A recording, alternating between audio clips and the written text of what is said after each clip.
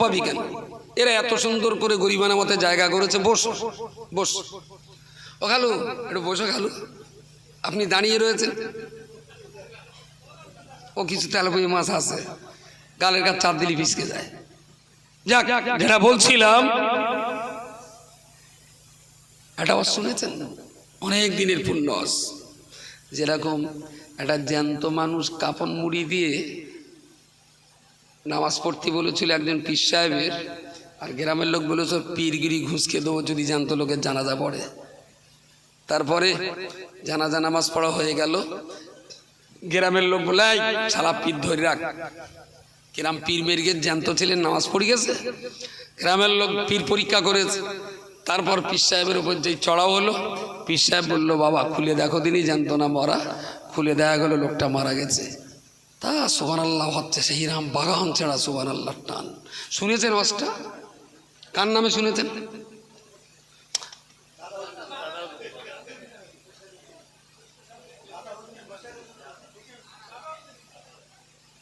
এখানেই দুটো দল হয়ে গেছে। আমিও শুনেছি দুরকম। কেউ বলেছে যখন এখান থেকে পশ্চিম দিক যাই তখন শুনি দাদা হুজুরির নামে, আর এখান থেকে যখন পূর্বের দিক যায় তখন শুনেছি বসিরা হুজুরির নামে। বুঝতে পারেন না? আমি অনেক বক্তার মুখে শুনেছি ওই দিক গেলি হয় দাদা হুজুর, এই দিকে আসলে হয় বসিরহাট হুজুর। একদম লোকনাথ বাবা হয় না। যারা বাঁকনে এদিকে যায় তারা বলছে চাকলায় আসল জন্মস্থান শরমনগর, যারা বাঁকনে এদিকে যাচ্ছে তারা বলছে চাকলায়। তাহলে আমার পীরগুলো কোথায় লে যাচ্ছে ওরা? বুঝতে পারেননি? একটা ইতিহাস দাদা হুজুরির না বসিরহাট হুজুরির, এইটাই ঠিক নেই। আর আমি বলছি আসলে ঘটনাটাই তো জাল, পুরো ঘটনাটাই তো জালে। তবলিগ মানে মনে হচ্ছে তো, এবার পুরো মনে হবেন তবলিগ, একদম পুরো তবলিগ হবো আজকে। যদি বলেন কি করে জাল, আমার হিসেবটা আপনি একটু বুঝিয়ে দেবেন। আমি এখান থেকে বই কেরার মতো নাগাস টানতাম, অঙ্কের মতো করে আপনাকে বুঝতে হবে। যখন সে পীর সাহেব বসিরহাট হুজুর আর দাদা হুজুর XYZ যেই হোক না কেন, গ্রামের লোক যখন বদমাইশি করে জ্যান্ত ছেলেকে কাফন মুড়ি দিয়ে সামনে দিয়েছেন, তখন বললেন বাবা আমি জ্যান্ত মানুষের জানাজা পড়ি না বাবা। তাহলে নিশ্চয়ই কাফনের ভিতরেও তার দূরদর্শিতায় তিনি বুঝতে পেরেছেন যে এরা আমাকে পরীক্ষা করছে, তাই না?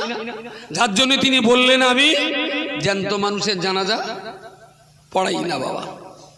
ওটা এই পর্যন্ত রেখে দেন। এবার একটা মশলায় আসো। আমি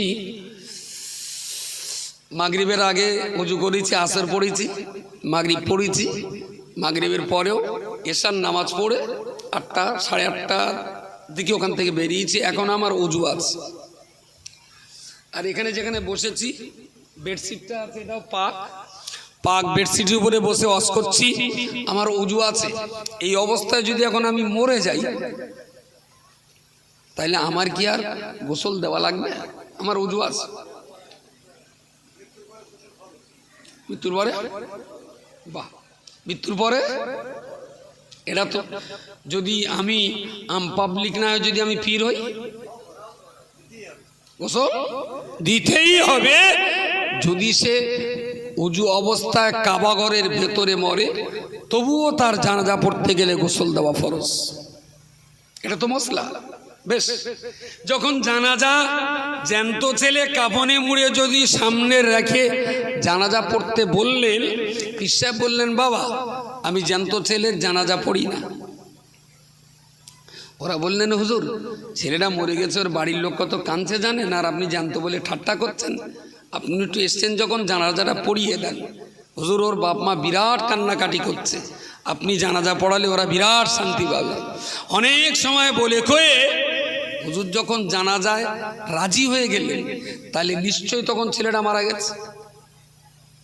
পরে তো কাফন খুলে তো মরা ছেলে, কাফন খুলে মরা ছেলে। ঘটনা যেটা শোনা তাই বলছি, এটাই তো শোনা যায় নাকি? তাহলে যখন জানাজা পড়াচ্ছিলেন না তখন তাহলে জ্যান্ত ছিল, আর যখন জানাজা পড়িয়েছেন তখন তাহলে তাহলে হুজুর যখন পীর সাহেব এত বড় আল্লাহওয়ালা মানুষ, তাহলে এই ছেলেটার বিনা গোসলে জানাজা পড়ালেন কিভাবে? এবার বলেন।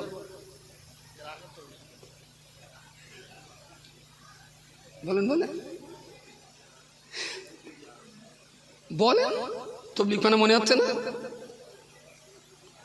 তাহলে এই কাণ্ডগিরি করে সাধারণ সমাজটাকে দাদা হুজুর বলি আর বসিয়াট হুজুর বলি, হুজুরির নামে এই জালিয়াতির ঘটনা বলে সমাজকে অন্ধকারে রেখে দিয়ে আমাদেরকে আরো সর্বনাশ করেছে তারা।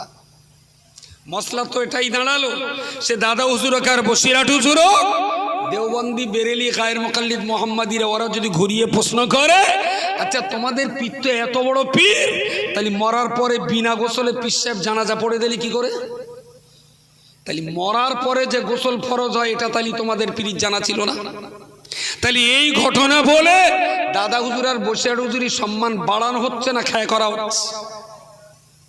একটু অন্ধ চোখে অন্ধের মতো ভক্তি করলে হবে না, কাণ্ডজ্ঞান আর দৃষ্টিশক্তির জ্ঞানের দূরদর্শীদের বিচার করে তবে ভক্ত করতে হবে।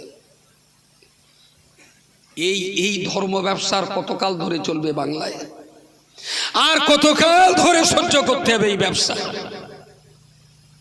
আমি কি জানতে পারি? একটা ঘটনা শুনেছেন নিশ্চয়ই, বলবেন যে হ্যাঁ শুনেছি, কেউ না কেউ বলবেন। খাজা বাকিবিল্লাহ বহুত বড় আল্লাহর ওলি ছিলেন, তার সম্পর্কে একটা প্রচলিত শুনেছি, বহু আলেমের কাছে শুনেছি। কি? উনি ইন্তেকালের আগে ওসিয়াত করেছিলেন, বাবা 40 বছর তাহাজ্জুদের নামাজ কাজা